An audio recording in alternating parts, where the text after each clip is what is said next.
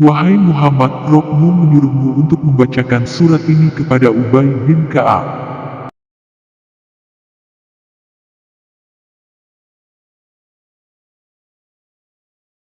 Wahai Ubay, Robku Azza wa Jalla menyuruhku untuk membacakan surat ini kepadamu. Apakah Allah menyebut namaku kepada Anda? Ya.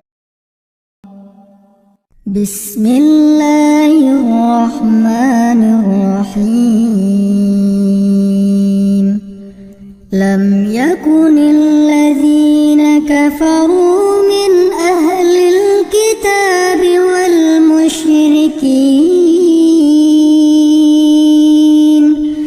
Alladzina kafaru min ahlil kitab wal musyrikin munfakkina hatta ta'tiyahumul bayyinah.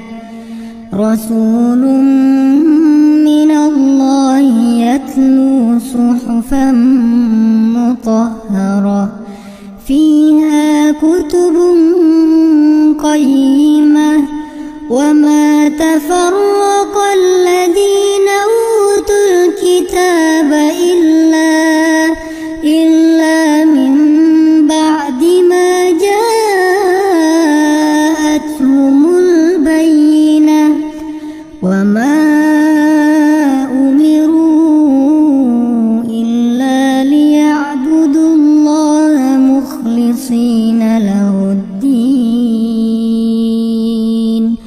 hunafa'a wa yuqimus salata wa yu'tuz zakah wa dzalika dinul qayyimah. Innal ladzina kafaru min ahlil kitab Innal ladzina kafaru min ahlil kitab wal musyrikin fi nari jahannam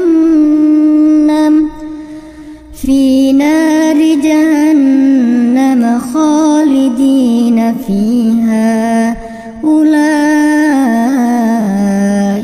hum syarrul bariyah.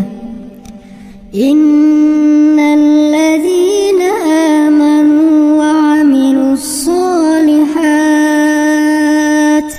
ulaika hum khairul bariyah. Jazaa'uhum 'inda rabbihim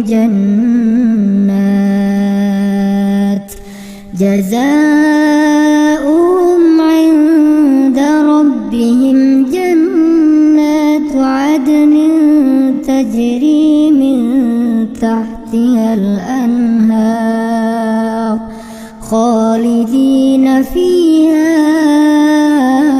abada radiyallahu anhum wa radu an dzalika liman khasyiya rabbah. Bismillahirrohmanirrohim. Assalamualaikum warahmatullahi wabarakatuh. Surat Al-Bayyinah adalah surat ke-98 dalam Al-Quran. Surat ini terdiri dari 8 ayat. Al-Bayyinah yang berarti bukti yang nyata. Dapat juga disebut lam yakun, dari awal ayat pertama.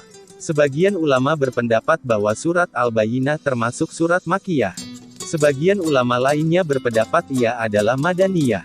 Ia merupakan surat ke-101 yang turun kepada Rasulullah, yaitu turun sesudah surat At-Talaq dan sebelum surat Al-Hasr. Mayoritas ulama mufasir berpendapat surat ini Madaniyah, sebab surat ini menerangkan tentang Ahlul Kitab. Sementara interaksi dengan Ahlul Kitab baru terjadi saat di Madinah. Artinya, orang-orang kafir yakni ahli kitab dan orang-orang musyrik mengatakan bahwa mereka tidak akan meninggalkan agamanya, sebelum datang kepada mereka bukti yang nyata, yaitu seorang Rasul dari Allah, Muhammad, yang membacakan lembaran-lembaran yang disucikan Al-Quran, di dalamnya terdapat isi kitab-kitab yang lurus. Dan tidaklah berpecah belah orang-orang yang didatangkan Alkitab kepada mereka melainkan sesudah datang kepada mereka bukti yang nyata. Mereka tidaklah disuruh kecuali supaya menyembah Allah, dengan memurnikan ketaatan kepadanya dalam menjalankan agama yang lurus, dan supaya mereka mendirikan sholat dan menunaikan zakat, dan yang demikian itulah agama yang lurus. Sesungguhnya orang-orang yang kafir yakni ahli kitab dan orang-orang yang musyrik, akan masuk ke neraka jahanam, mereka kekal di dalamnya. Mereka itu adalah seburuk-buruk makhluk. Sesungguhnya orang-orang yang beriman dan mengerjakan amal saleh, mereka itu adalah sebaik-baik makhluk. Ibnu Katsir dalam tafsirnya mencantumkan hadits terkait dengan turunnya surat Al-Bayyinah. Ketika turun Lam Yakun, surat Al-Bayyinah, Jibril alaihi salam berkata, "Wahai Muhammad, sesungguhnya Tuhanmu memerintahkanmu membacakan surat ini kepada Ubay bin Ka'ab." Kemudian Nabi Shallallahu alaihi wasallam bersabda, "Wahai Ubay bin Ka'ab, sesungguhnya Tuhanku Azza wa Jalla memerintahkanku membacakan surat ini kepadamu." Kemudian Ubay menangis sembari berkata, "Apakah namaku disebut?" "Ya," jawab Rasulullah. Hadits riwayat Imam Ahmad 15427, Muslim 1331, Bukhari 4577, At-Tirmidzi 3725. Artinya, orang-orang kafir yakni ahli kitab dan orang-orang musyrik, mengatakan bahwa mereka tidak akan meninggalkan agamanya sebelum datang kepada mereka bukti yang nyata. Ibnu Katsir menjelaskan bahwa yang dimaksud dengan ahli kitab adalah orang-orang Yahudi dan Nasrani. Sedangkan kata munfakin, merupakan bentuk jamak pelaku dari kata infaka, yang artinya berpisah setelah sebelumnya menyatu dengan kuku. Dengan demikian munfakin juga berarti meninggalkan. Orang-orang kafir yang menutupi kebenaran yakni ahlul kitab, Yahudi dan Nasrani, dan orang-orang musyrik mengatakan bahwa mereka tidak akan meninggalkan agama mereka sebelum datang kepada mereka bukti yang nyata. Yaitu Rasul yang dijanjikan Allah, yang sifat-sifatnya tercantum dalam kitab mereka. Ada pula yang menafsirkan Al-Bayyinah, bukti nyata adalah kitab suci. Sebagaimana Taurat bagi Yahudi dan Injil bagi Nasrani. Dua bukti nyata yang mereka sebutkan, sebenarnya telah ada pada saat itu.